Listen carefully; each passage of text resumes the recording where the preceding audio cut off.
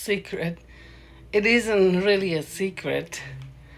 It is just too simple. And we just tend to ignore it because it's too simple. And I'll tell you what it is.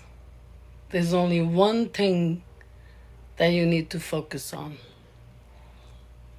Focus. Now, I know it sounds a little bit, like what?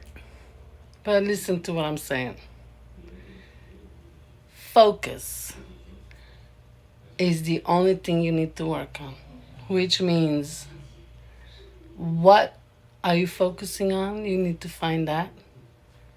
And then maintain focus.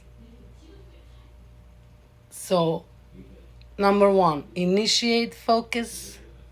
Number two,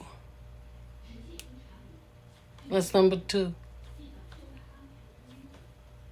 Correct focus, direct focus, correct direction. Number three,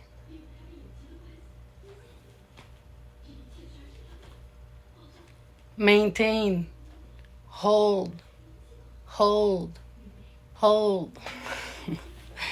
So it's like, when you take a board, sometimes they throw you in a question like, what?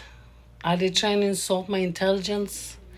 But yeah, focus is the one and only thing that needs to be worked on in order to get everything that you want.